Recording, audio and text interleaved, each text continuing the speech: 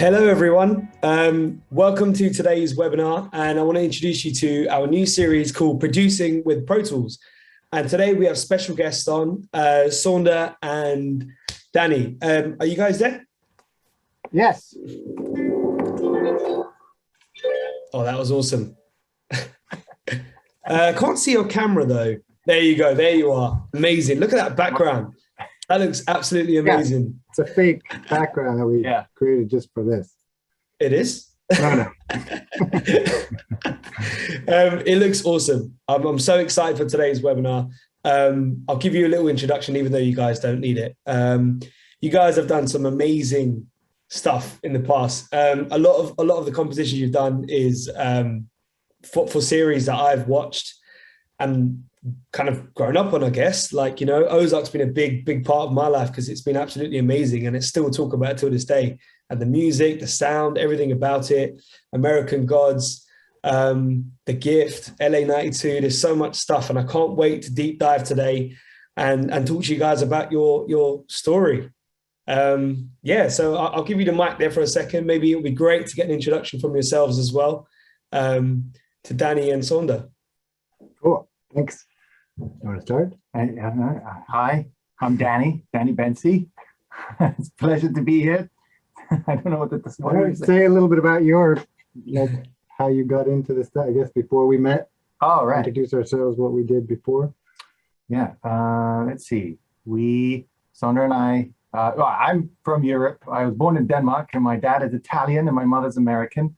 And I was raised in Denmark and England and Germany and Italy. And playing the cello and what have you. And then I came across to the States for college, studying the cello and classical music and getting a degree in music.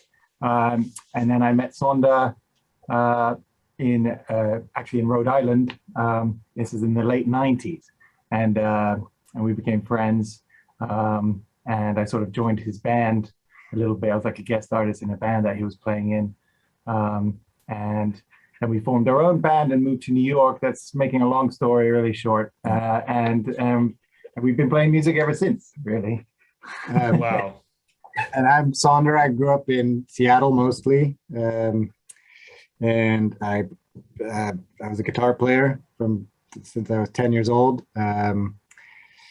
And I always loved to record stuff. I had a 4-track very early, like a little tape 4-track stuff, and I would do like one-man band kind of thing. I had a little drum set and bass and a guitar, and I would do that when I was, in middle school and high school. And then I studied with private teachers mostly. I never formally studied music. I had a little classical training in my 20s. But yeah, so I ended up going to the Rhode Island School of Design for a year and then dropping out because I ended up playing music and not doing art. And that's where I met Danny. We had a mutual friend around there. And then we started playing together. And when we moved to New York, I can just tell our kind of history, how we fell into scoring from here, I guess. We moved to New York at the same time in 2001. And we've just been playing together already for a few years, and we just really got along musically. We spoke the same language, and we were doing, I lived in this big loft in Bushwick, in Brooklyn, and had a really old PC set up with, I think I had Logic back then. I'm sorry, but just for a couple of years. Hacked, but it was like it had like a really old, I think it was before they even did it for Mac. And we would sit down in the basement and just, Danny brought his cello, and we had a little out-of-tune piano down there, drum kit. And we just would make weird shit all day. Weird little compositions. Yeah. And they were somewhere between like kind of classical feeling compositions, but also with weird kind of, I don't know, whatever kind of strange stuff. We both kind of grew up on Iron Maiden and Zeppelin and a lot of metal stuff. And then also we really liked Radiohead in that time. So we were kind of, all the music was kind of mixing together into this strange mishmash. And then we met Greg Rogoff, who is our who became our drummer for a band, which was eventually called Priestbird, Priestbird. A lot of people get it wrong. And that was a kind of a weird psychedelic rock, prog rock band. Wow. And our, like we got into recording right away, and I think we started using Pro Tools right away, and we would kind of create these layers, these kind of layered atmospheres and textures especially with Danny on the strings, and there were three of us, and we all kind of were multi-instrumentalists at that point. And so we would have so much fun just layering stuff and creating these bigger than us compositions. And that translated eventually to the stage with a lot of like sampling pedals and effects and delays and stuff. So it became kind of part of our sound, this idea of building, almost orchestral textures on stage and in our recordings. And that's really where it all started with the film scoring stuff, is that we became so kind of quick and good at working in Pro Tools and creating these orchestral textures that we, eventually when, I think it was in 2009, when a good friend of mine, Alistair Banks Griffin, asked us to score his feature film, which was called Two Gates of Sleep. And we kind of had all this under our belt. And we're like, sure, we've never done this. We don't know what we're doing. We're a little, maybe a little intimidated, but we were in my apartment at that point in Brooklyn, and we just did what we did on a laptop with the band on them. Yeah, we had a laptop and I think one mic and a bunch of instruments and percussive stuff and Danny on the strings, and we just went for it. And we had such a good time doing it, and it felt so natural. And the film came out really good. It went to Cannes when it came out, and it was 2010, and from there it just really snowballed. I mean, people just from there we did, I think the next movie was Martha Marcy May Marlene, which was directed by the producers of Two Gates of Sleep. So we kind of made a network in New York there was a pretty flourishing independent film scene at that time, and we kind of got in with that movement and just kind of we never sought to be film composers. Yeah. We kind of fell into it, and then it just kind of snowballed from there, and now we're here. It's Wow. weird. I could speak to that a little bit, like again, going like about layering the strings in Pro Tools was like, for me, just absolutely the funnest thing I could possibly think about doing. Like as a string player and wanting to learn how to write, I didn't study orchestration or any of that. I played in orchestras, of course, and all sorts of ensembles, but and sort of generally listening to how textures are done, but I'd never like sought to like try to do it by hand, or I never, I didn't take composition classes. So learning in Pro Tools and like being like, oh, I can layer and see it and move things around and put reverb and pan them. And at that point, now I do a lot of the strings. I play the violin and viola as well and try to get those textures in. But at that time, we just had the cello. So we're starting really low on the cello. Yeah, and then go really high, trying to emulate violins. And then be like, oh my God, we actually can't go more than like 10 or 11 cellos right now, because that sound is all just sort of clumping together and getting too thick, and we're trying to EQ it. But my whole thing was being able to sort of see it on the screen and move it around and let's mute that little part. And oh, that texture is better now. And like, we've got way too much, look at it all. And like, it was almost like a new visual experience for music, and being able to kind of be like, yeah, it even looks good. Like after we've sort of excavated parts and like moved it, now you can kind of see it there and you color code it. And I was like, this is how to write now. And I became very excited, because before that I'd been very apprehensive about writing, because I thought it was like a quill and like old music paper and like, oh, you have to know how to notate. You have to know how to orchestrate properly for the violins. And I was like, oh yeah, well, there are people that know exactly how to do that. And I don't really know like all of the ranges and stuff. So I was always like, oh yeah, let's leave it to the people who know what they're doing. But then we're like, well, actually we can kind of, just by listening and trying, like we got better and better at it. And actually in doing so, we're able to kind of start new techniques like, well, why do we need to have 5 cellos in the cello section? What if it's just one, and we can really hear the bow on the hair and really understand like what it's playing? Like, actually, this is a quintet for this film. And like certain scenes, say in Martha, Marcy, and Marlene, are actually just small ensembles. They're not orchestral, like, you know, hit the whole viola section and there's that filmy sound we all know. Like, let's try some new sounds. And we don't really know what we're doing anyway, so who cares? Like, we love the sound and the director likes the sound, so let's move forward. And that's kind of how we started, with this sort of experimental sort of string writing and piano and what have you. And Pro Tools made it all very, very easy. Wow, I love the idea of kind of like visually as well. That sounds so, well, it looks so cool. That's pretty awesome. And then as you guys are a duo, how do you, so a question that I have actually is like, how do you guys split roles?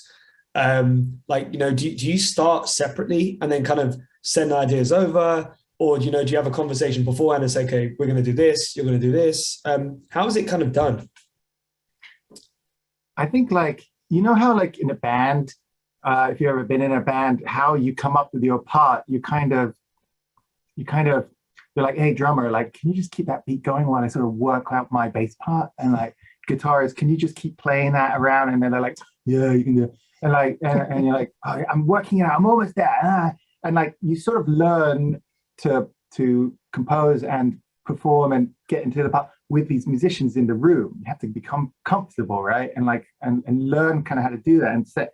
You know, you're not like, yeah, you have to gain confidence in that area. Saunder and I had been playing in a band for a long time already, and like spent hours and hours on the road, but also in the studio, like trying to come up with parts and new songs and things. So we're very, very comfortable already. When we started scoring, it was the same idea. We're both in the same room as we are now, and we'd be like, all right, well, we got this first scene to do. What should we do? Like, well, I've got this idea on the piano. Let's see if that works. And I'll walk over, or Saunder will walk over and start doing it and be like, oh, that's great. Let me hit record on that.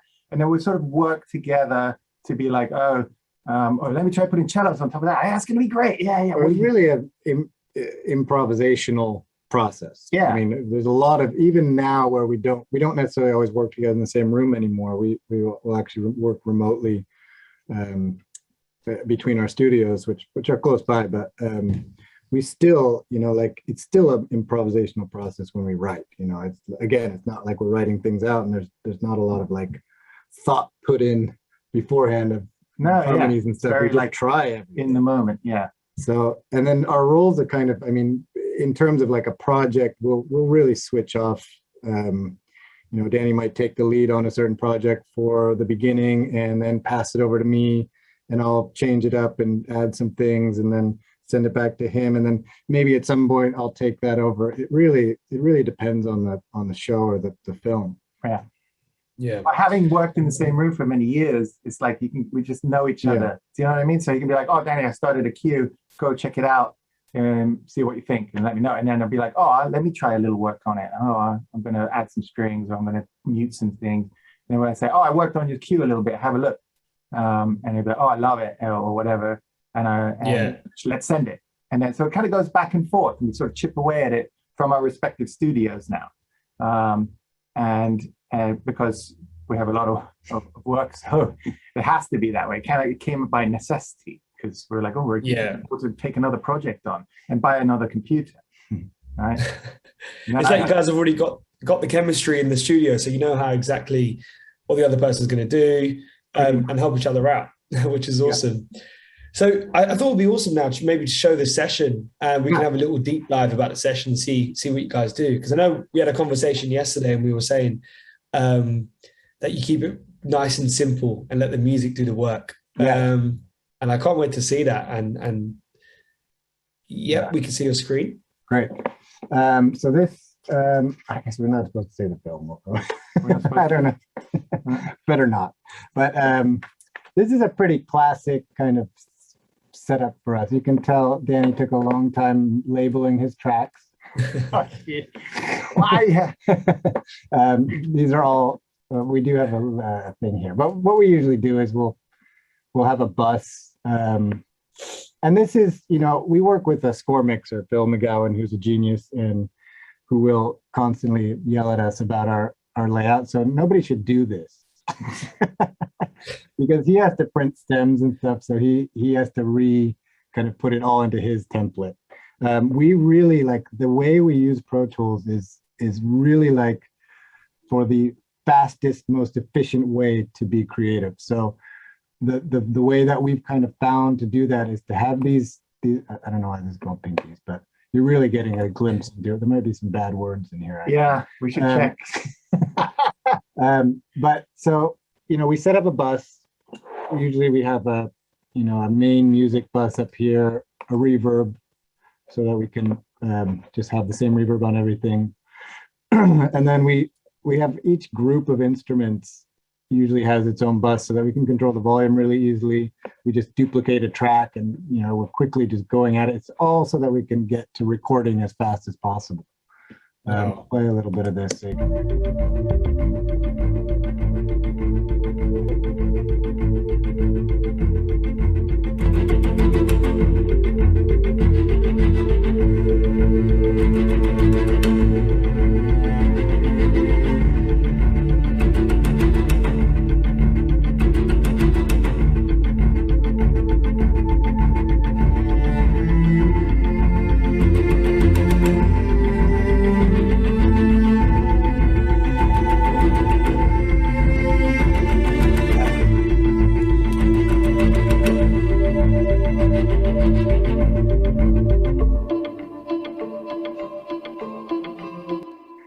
So there's a little, and then you can see here we have, the cello melody. This is all Danny later. This Danny. project is not an orchestra budget, so we did not hire an orchestra, and we do a lot of our stuff this way. Especially, it's great for television if there's not a budget for orchestra. But you'll see, we have all these different textures. Double, triple, quadruple. And you'll see what Saunder said before, like making it as fast as possible in Pro Tools. Because knowing, should I add another cello? Should I add a viola? Like, does this need more strings? I don't know. Do I hear a counter melody? Does it need one? Like all of those slight decisions that you have to make writing, like me personally, if I get an idea, I don't want to lose it. And I hate having to click, make new track, click, and just let me write. Let me play the damn thing. And I love having all the tracks and just being able, and you're being like, all right, just pan it over to the right, and I'm going to turn it down. Maybe I'll use it, maybe I won't. But it's almost like painting. I need it to be really, really quick. Yeah. I don't need, That's amazing. Taking time to create tracks and busting. It's very important. Yeah. And so we'll create like a bunch of tracks, and then, this will be the record track, and we'll just record the first part on here, move it down, record the next part, move it down, and that's how it goes. It's just boom, boom, boom. It takes super fast. Like this cello line, it's 4 cellos on top, probably take 5-10 minutes. No, because when I do it, it doesn't fuck up. Yeah, well, that's the thing. Once you've figured out how to play the line, and it's the right interpretation and the right amount of vibrato and the right amount of like pressure, then you have to copy yourself as if you're in the orchestra. Like, the guy next to me is playing it just kind of like the way I am, but maybe a tiny bit different. And so you sort of move a little bit and play it a little bit, so you sound like 4 different people playing in a group. Yeah. Wow. I don't go around the room and like move to the other side. I just sort of scoot to the side. Sometimes we'll do room mics and stuff at the same time. You make a little group of the room mic with the main mic. But I'll just show you kind of also like we both have this setup where we just have this. We have a nice old vintage Neumann that we just. Do you have this arm now too? I haven't put the arm up, but I do have an arm. It just stretches all over this area, so we can record all the percussion, strings, everything. And I have the same mic in my studio, So that helps. Yeah. You know, Oh, of course. Yeah. I mean, it sounds, again, like listening to that just sounds so beautiful. And I saw there wasn't many plugins on there either. But it's just interesting to see, like, when you look at different projects from different producers, you know, some sessions would have so many things going on. And then some sessions are very, very empty, and the music's doing the talking, which is amazing. And I love that. And that kind of leads me on to the second part, which I was going to ask you guys was, I saw that I saw an article online basically that said that it's not just about the music that you guys wrote, but it's also about the way it's played. And I know you was kind of briefly mentioning a second ago, but it'd be awesome to get some more on that, because that really hit me. I was like, wow, that's meaningful. That's like music interpretation. It's like musicianship, right? It's like it's like.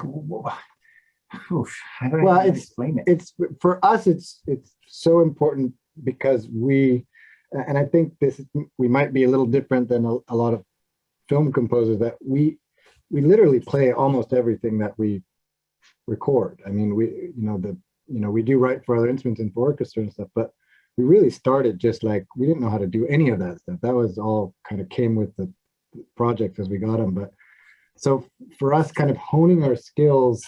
And I mean, Danny had been playing cello forever, but we knew the value in the way you play the drum instead of like on a MIDI keyboard, or, you know, all that stuff, the way you hit it, the tone of it, the way it's mic'd, all of that stuff comes through in the music. I mean, with film scores, you know, it might be something that's in the background, or something supporting the film, obviously, and maybe you don't think that you hear that kind of quality, but it's a character that comes through in the performances of it. You know, it's you can, at least we can tell when something has just been completely quantized and MIDI mock-upped and then recorded to an orchestra. Obviously it sounds beautiful as a live orchestra, but it doesn't have the life that happens when you improvise or kind of sit with it yourself and really like focus on that performance. And even when we do orchestra, we try to, you know, be in the room with the players. You know, Danny often will conduct, and like, you know, we draw that performance out of them. It's not, we don't just like give them some sheet music and go, okay, here you go, and then some other conductor does it, and oh, great, and then we get it back a week later or whatever.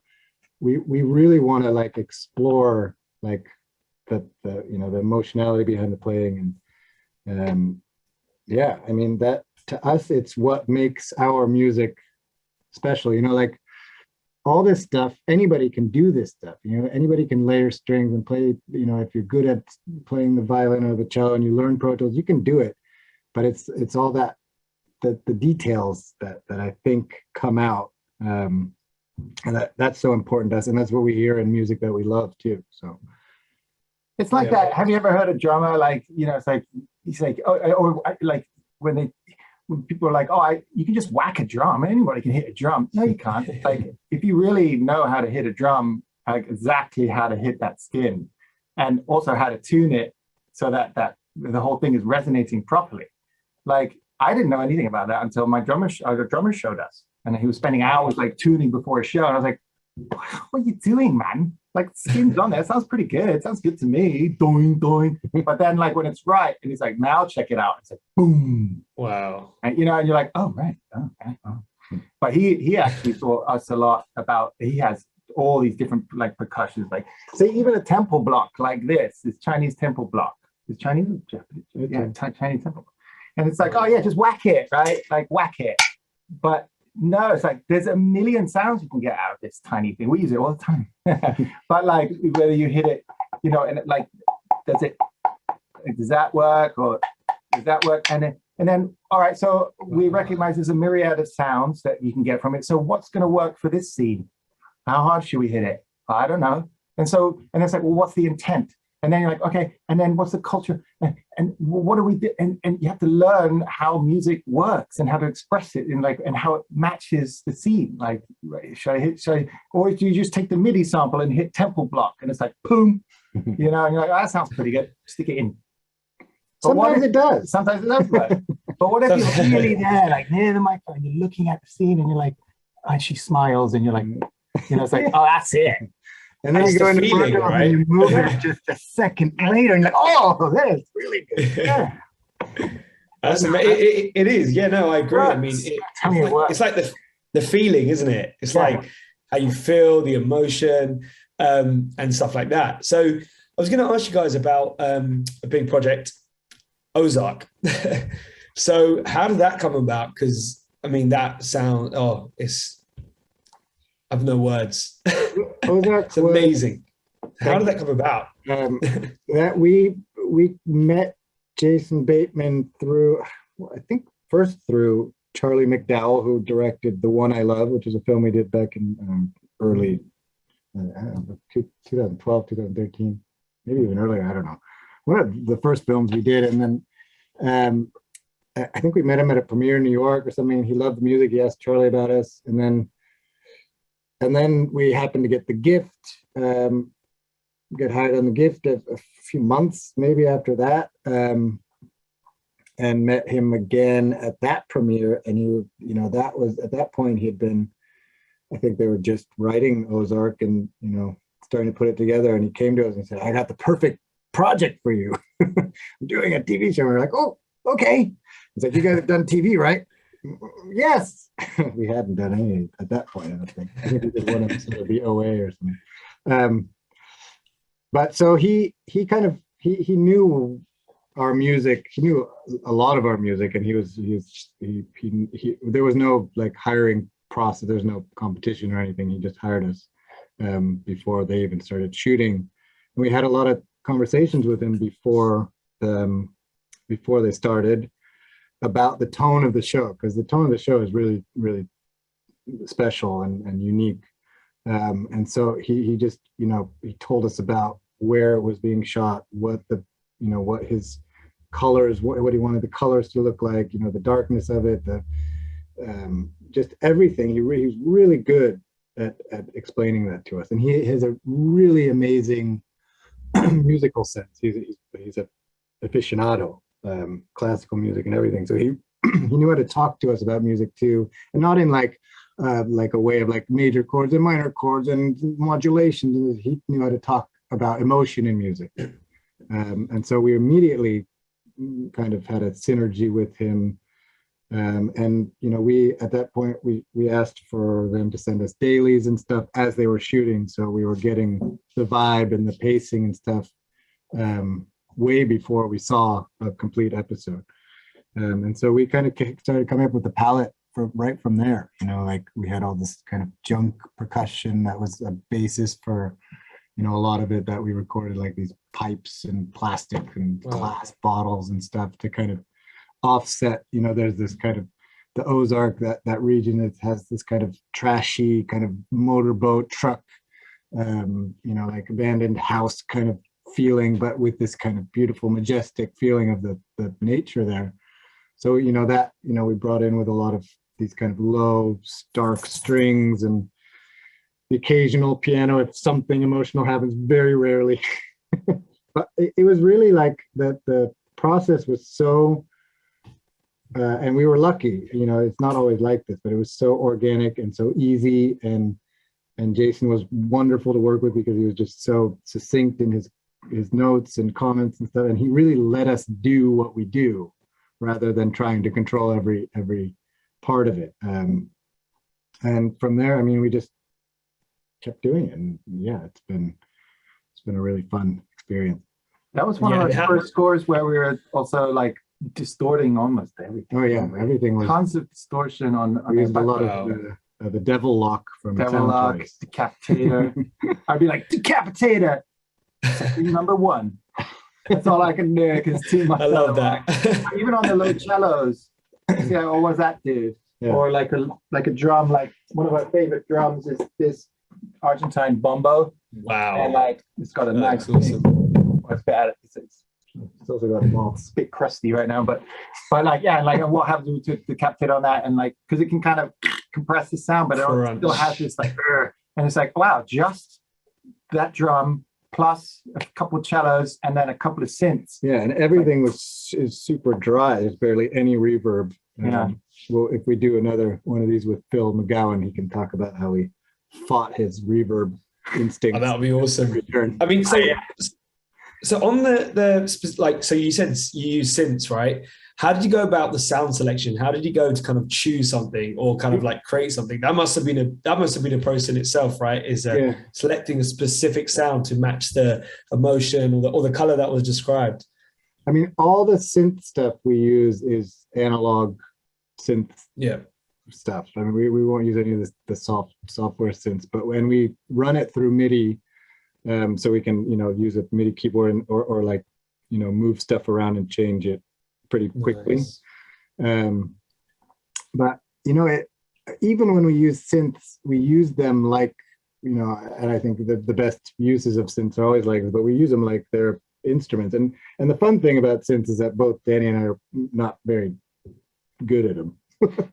And we're kind of just like twisting knobs and randomly, I don't know what this does, but it sounds cool. But we know what we want, and that's this, we always want it to sound organic, and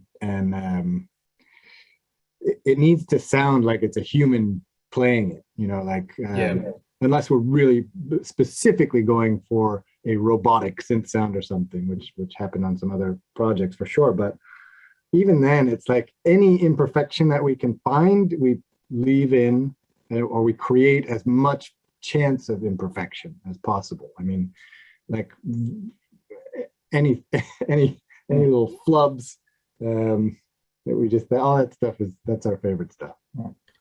A lot of our ads too are made from, like, say, like taking a singing bowl, something like that, and getting that sound, and it's like, oh yeah, everybody knows that sound. It's like that meditation bowl. But what happens if you time stretch it a little bit and then EQ all the high end off? And what is it then? It's like a boom, boom, boom, and like, oh, it's got its own rhythm built in. We played it, we recorded it, it's ours, and I want to use it. And it's not like, oh, I got this from some software thing and I just press the key and it sounds woo, but I didn't play it. It's like, it's so much more fun once you've played it and you're like, oh, I love that simple thing that we use, and like just bring that in and then play on top of that. And it's much more like, oh, I'm excited because it's our sound. And all that stuff goes into a big library that we have. Library textures and sounds and pads, and so. That's amazing. It's so cool to see how people would pull out sounds and create sounds. That's amazing. The question that I wanted to ask was, did you feel any kind of pressure on a massive project compared to kind of the previous ones? Obviously there would have been a time frame with this that was obviously really strict, as it would have been with older ones. But did you feel any pressure with Ozark or kind of creating for Ozark, or did you just kind of let it flow and just get it kind of over the line kind of thing? I mean, I think there was pressure in the fact that it was our first episodic series. We had no idea it was going to be such a big hit. I mean, we knew it was good, but there were a lot of good shows happening, and so True Detective. There's a lot of. We didn't know it was going to be a big show. We thought people were just going to, oh, it's just like Breaking Bad. And we're just copying. That's not what it was, and we didn't know. I mean, that definitely didn't color our kind of composition. We didn't feel pressure to like create something special because it was going to be a big show. We just really got in there and did what we do. Yeah. I mean, that speaks to more like the composer director relationship, which is a whole separate sort of conversation. But like when things are great between the director and the composers, and it's like, because I love it, it's great. I mean, we have egos, and it's like, tell us you really like something. We're like, great! Like, we made a piece of art. It's gonna go into this project, whether it's a big film or a small film or a TV show. And when you're told it's really good and the whole team loves what you're doing, and you're only on episode 1, it's just like such a great just keep writing, right? Yeah. And Ozark was like that since day one. Or everything we said, he's like, I love it. And we were like, yes, this is great. And it was so almost soothing to work on. It was great. Yeah. We've had the other side, though, everybody. We've had the other side where it's like, it's not working. Not working. What's not working? I remember watching. I remember watching it with my brother, and he was like, "You watching it?" And I was like, "No, I think I'm listening." And he's like, no, you got to watch it. And I was like, I can't, man. I'm actually listening. I was like, I'm generally just like so intrigued by everything going on, which I'm sure a lot of people would have felt as well, right? Then something that grabbed my attention was LA 92 and The Fuse. I absolutely, that emotionally grabbed me. The sound selection, the kind of the strings, everything about it was so beautiful. And I just thought it'd be great to kind of get your thoughts in it and how that came about as well.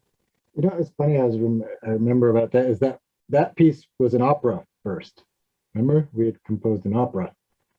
Oh, an opera piece for the end of the film. Are you sure that's the same scene? I think so. Yeah, and then we replaced it. I think so. I'm not sure. That opera scene was really long. Yeah. Is it shorter? Maybe I'm wrong. I think you're wrong. But we did have to do that.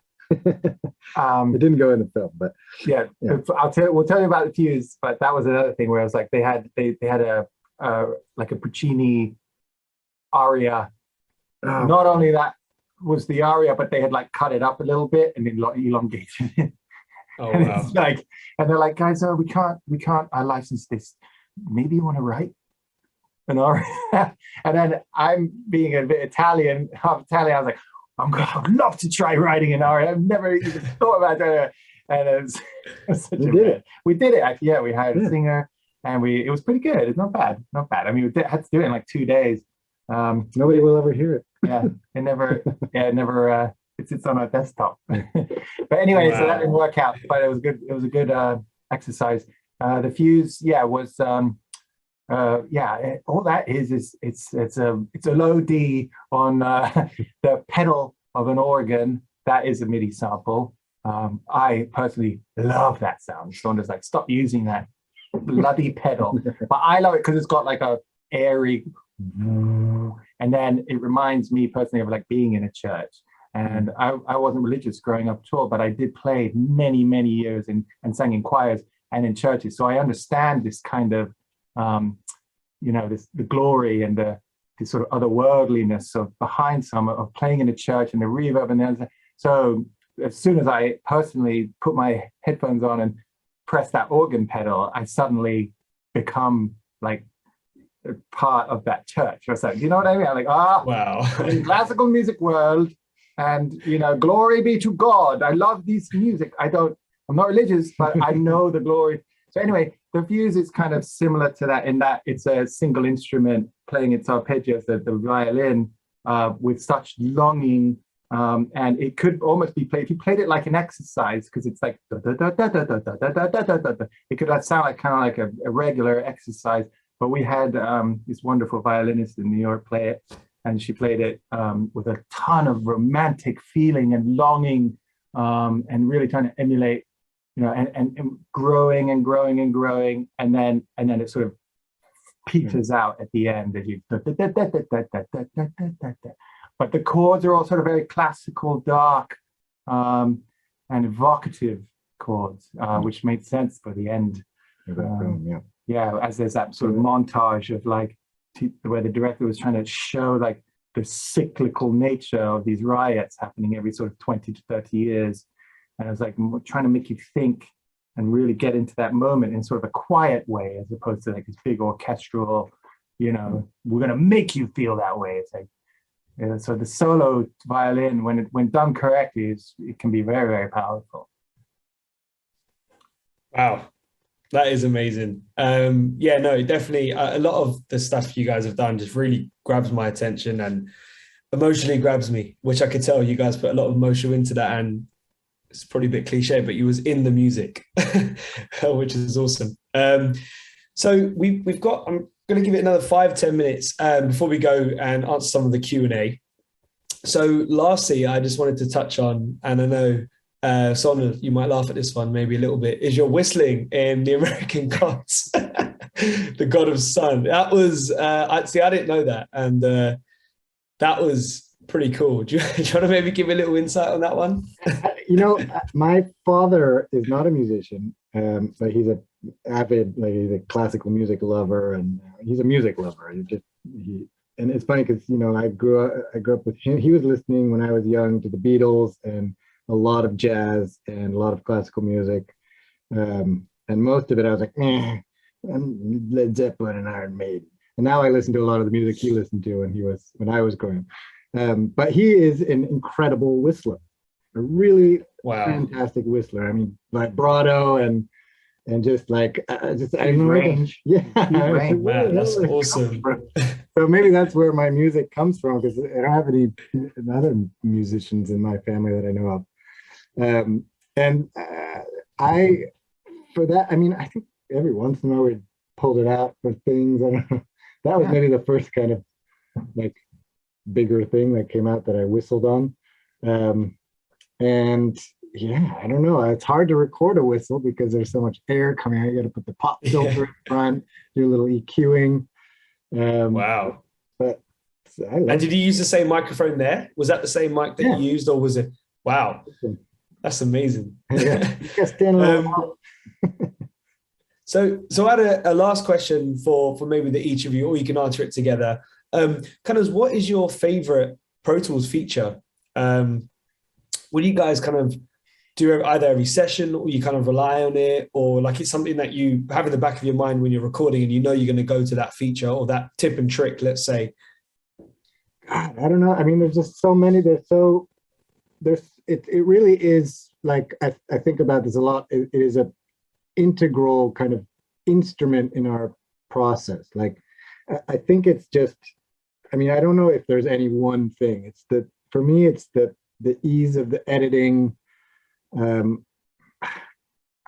Oh, I can continue that. It's the ease of the editing. And I'm talking right down to just the little 2-hour waveform and being able to zoom in.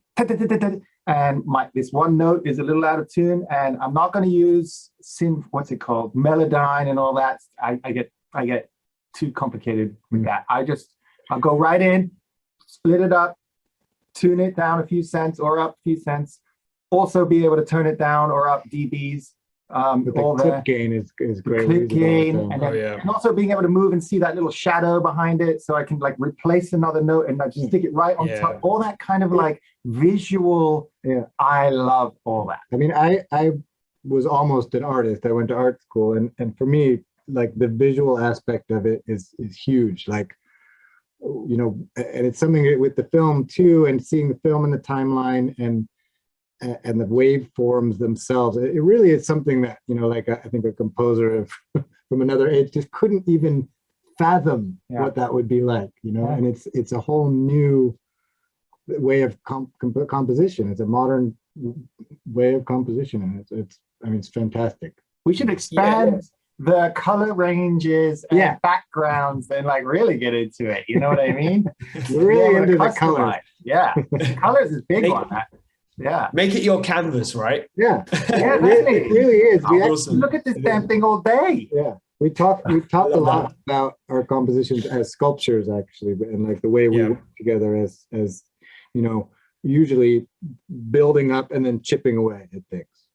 And it really feels like that. Everything is in the session and either muted or hidden, but it's there, so we can always pull it back up and maybe copy it, paste it over here.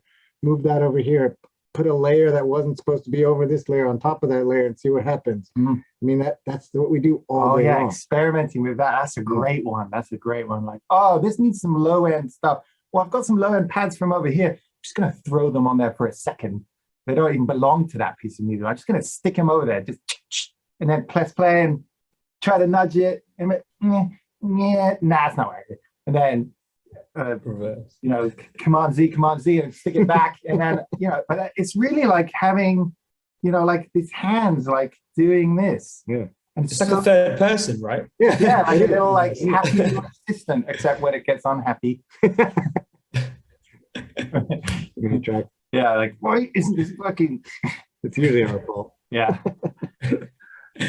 From a very simple sort of level, that's our favorite features. No, it's amazing. I love that. So guys, that's me done with my questions. And now I'm going to hand it over to the Q&A. So I'm going to read some of these out. and Great. then you guys could answer them. I'm going to pick a few out. So we have, apologies if I get your name wrong. It's Paul Kayanji. Any challenges with working remotely when one is having a creative block between the two of you? Well, that's why being two is so effective when like one person is feeling blocked or low self-esteem, the other person can prop them up. And that happens all the time. Mm-hmm. I mean, that All is the time. like, that's like I mean, I think on every single project, there's a point where I'll just kind of, texting or FaceTiming all flustered. This all sucks. Why don't you check it out? I hate it. Yeah. And then he'll open it and then call me in an hour. This is great. This is all great. I just muted a few things and added a string here and it all sounds great. And so, I mean, that's like a regular day for us. That's regular. Regular. Yeah. It's hard. And then we have, I feel for any composer that's by him or herself. Yeah. It's part of it. It's part of it. And just because we're doing really well in our careers, that doesn't mean we don't have the same difficulties when it comes to coming up with material and something that you like. And be the fear of starting new things Yeah. and coming up with something special for this product. Keeps us up at night. Yeah. and have you had moments before, actually, just a question, follow-up for myself, as you know, I have so many questions. Do you ever get kind of into a composition where you really think, you know what, it's not going to work, scrap the whole idea, we're going to start fresh? Has that happened many times before? Or do you say you work on that existing project and just say, we're gonna stick to this, we put the hours in, let's just stick to it? I mean, yeah, we scrap stuff all the time, but we first make sure that we both check it out, because one of us will often hear something in that we didn't hear in our own music. So we're very careful with that stuff. And the way we set up our kind of workflow and stuff is that we don't throw anything away. If we start a new version, even if we don't like the old version, we save it and it goes into the old folder or whatever. And then, we try to remember what's there. It gets overwhelming sometimes, but yeah, I mean, we don't throw anything away, right? Yeah. That's a good lesson. It sounds like a cliche lesson, but for all you younger composers out there, keep everything and keep a track of everything. All those folders, old things, even if the director didn't like it or whatever, you keep it's all your music. And you never know. It can go on for months, some projects, or even years, and you might have to go back for some reason. It could be a legal reason, but it could also be a creative thing, and you need to go back and reference. Oh, they want it back. Music back. What session was it? And I don't know. They didn't tell us. So you got to go all the way back like a year sometimes and be able to find stuff. Yeah. But at the time, you're like, no one's gonna want this. It's crap. Yeah, just throw it away. Put it in the trash. No, don't do that. You never know. You never know.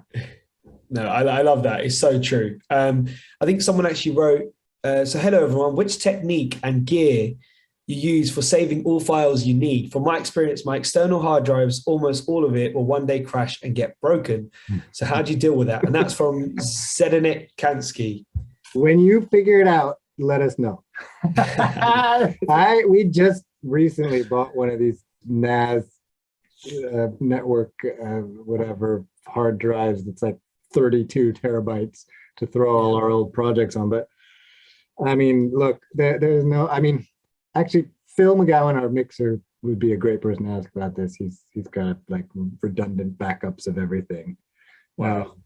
But we are, that's like a constant thing that we're trying. We work actually, so all of our sessions and everything, we work on the Dropbox, so that Danny and I can constantly be sharing in real time everything, and then also with our assistants and writers. And so it is backed up on the cloud automatically, all the current stuff we're working on. So that's one thing. And then we have a time machine hooked up to our computers, and then this kind of big backup drive. But it's pretty overwhelming. And that's another thing that, if I could tell some advice I would give is to start figuring that out early. And so you don't end up like us with over 100 projects on this kind of rickety old drive that you don't know if it's going to last and you don't know what to do with it. Yeah. That's where we're at now. You don't have ports for it anymore. Yeah, no Firewire 400. Yeah. So the next question is from Greg Verriard, and he says, what are your favorite TV or film scores or sound design and why? And also ones that you didn't create. Oh, so the favorite ones of ours? No, so ones that you haven't created. Okay, so other people's. So someone else's, yeah. I love all the True Detective, the first season, especially of True Detective. That was an amazing TV, like episodic score. The Fargos are awesome. What did we want? The White Lotus. That is awesome. That was great. Really blew both of us away. Yeah. Such a great score. Films. Some contemporary films. Whatever. Oh my God. I mean, we love all Johnny Greenwood stuff. That's also a cliche, but we love his stuff. Every single film he did. Nicholas Britell. Yeah, we love all our contemporary. They're all great. Yeah. They're all great. Everyone's doing great things. I loved Dan Romer's score for Luca because it just felt so different from all the Disney stuff that kind of, or the animated so stuff fresh that came before. It felt, again, that felt live and it felt alive. Didn't feel like disembodied in a way, I guess. God, it's a hard question. Yeah. It's a hard question to answer, isn't it? It is. The next one is from Chris Bailey, and he asks, are you composing to the sync of specific scenes or pulling sounds and themes from your library that seem like they fit? Good question. I don't know if I understand it. It's both. Yeah, it's both. So taking sounds from our library that we think could work. I mean, that's film composing step one, isn't it? Like, what's going to sound good for this? Well, we just have to try it. But where do I even start? Some pads from somewhere or whatever. Or we create them in the moment. Or create them in the moment. Yeah, I don't feel like grabbing. Or it's like, I want something, this scene or this series or this TV show or this film needs its own pad or whatever. Like, let's create this first sound. We did that for The Gift. The very first sound that you hear at the beginning is its own sort of pensive pad, which is like, wow. What was it? It's just kind of, I don't know, there's some slowed down thing. But it just sounds just like, Enemy had it. And then the piano comes in, right? And then takes you into the cue. But that first sound is that we put that all over the score. And that's like part of the DNA of the score. Yeah, we like to have that kind of, that first period of experimentation to kind of create this textural identity to the project. Sometimes it is something from our library. We have so much in there that it doesn't ever get old yet. We keep adding to it. But, for Enemy, one of the it's all over the film. It was almost like a backdrop to the whole film was we had two giant amplifiers in an ISO booth with two distorted guitars just cranked all the way up, and we just let it feed back for like 30 minutes and recorded it stereo, two mics, and then took that and time stretched it, did all sorts of, ran it backwards, did all sorts of crazy stuff with it, and that became this crazy, like, undulating backdrop for the whole film. Oh yeah, it was one of our favorite pieces of sort of art to work with, because there's these long distortions. Like, it sounded so cool and it was so powerful, and you took out all the high end and it's like, it was like, wow. Yeah, exactly. So, and you would have a note, you'd be like, oh, that's an A or something, and then it'd be like, and then go to like a G sharp or something, and you're like, oh my God, take that moment when it changes and put it right when we're changing scene right there. And now let's build a piece on top of that A going to that G sharp. All right, let's get the strings, let's get it there, let's get some pads, and then build just based on this gorgeous shift that you've recognized happen just in this 5-second moment of this distortion extravaganza that we recorded. But that's the fun part. Yeah. Because the building block is like, oh, I found it. And it's like, oh, this is great. This shift is like an orchestra shifting, but they're all like an orchestra of zombies or something.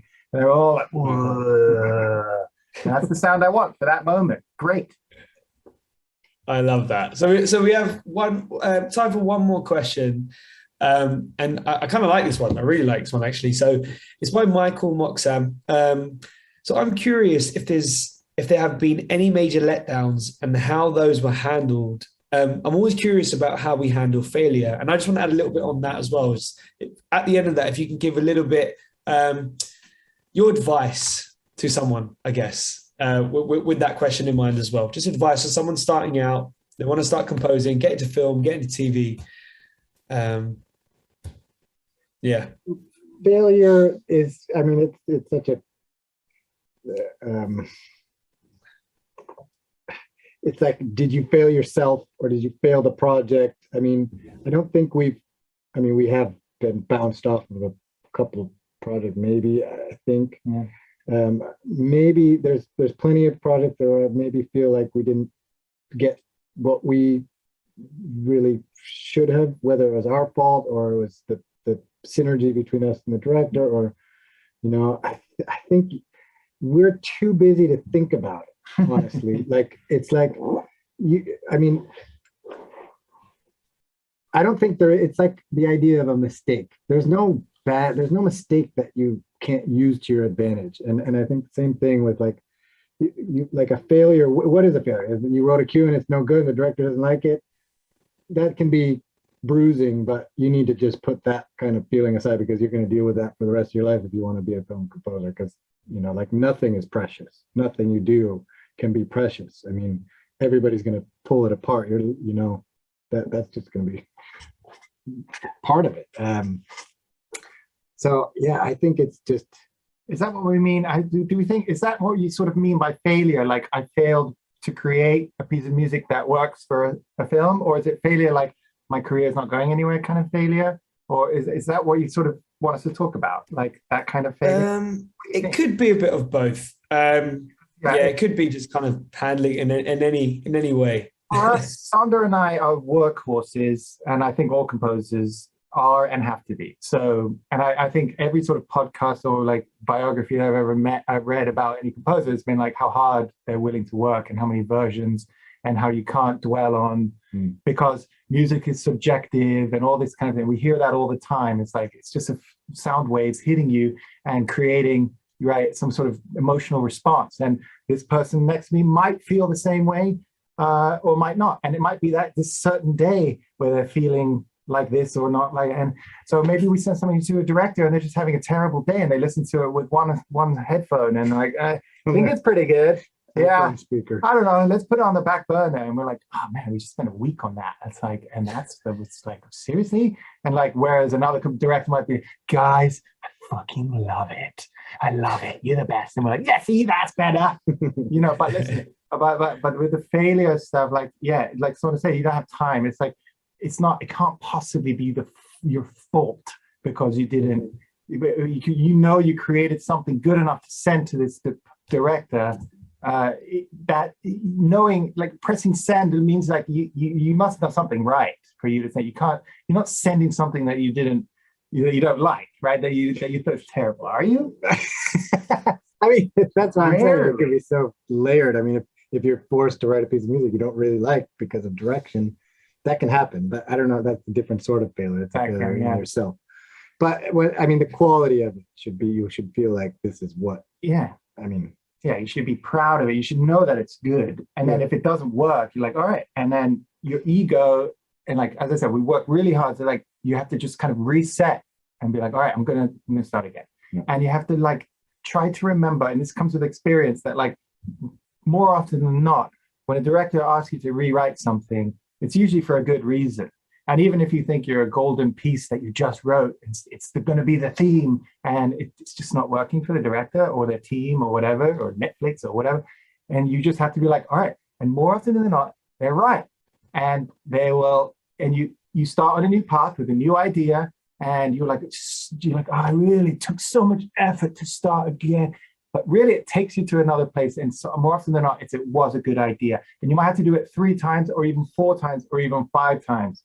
We just had something like that recently, and it was like 5 or 6 completely different versions of and different kinds of music, and still just not knowing and being like, the first one, I bet it's going to be the first one because it's always the first one. And it sort of was in the end, but it doesn't matter how the story ends. But the point is that we just were like, all right, another version. It's like, what choice do we have?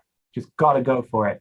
And then, you're like, you get angry about it, or you're like frustrated, and God, the directors maybe they just don't know, We complain to each other all the time. Oh yeah. My poor wife too. Yeah. Director's crazy. But like, you have to just follow through. That's part of the project. It's part of the organic nature of the project.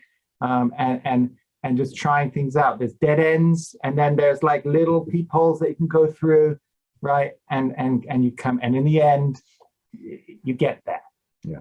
You just have to keep going. Faith in the process, not the outcome. Yeah. Well, guys, that's a perfect way to end our conversation today. And I just want to say a massive thank you to you guys. Honestly, I could sit here. I said yesterday as well. I could sit for hours listening to you guys talk. It's amazing, and I love your stuff, and I can't wait to do more stuff like this in the future. So I want to say a massive thank you from the whole Avid team to you guys as well. Thank you to all the listeners today, the viewers, for all the questions that have come in, and also want to say a massive thank you to the Avid team. We had people monitoring our social channels. We had Angel, Claire, Jeff, Gil, Greg, Dave, all on the Zoom chat today as well. So I want to say a massive thank you for myself, and I'm looking forward to more stuff in the future. And thank you, Danny. Thank you, Saunder. Appreciate it today. Thank you, guys. Thank you for having me. Thank you so much, guys. All right. Take care. Take care, everyone. Stay safe and see you soon. Bye, everybody. Bye-bye.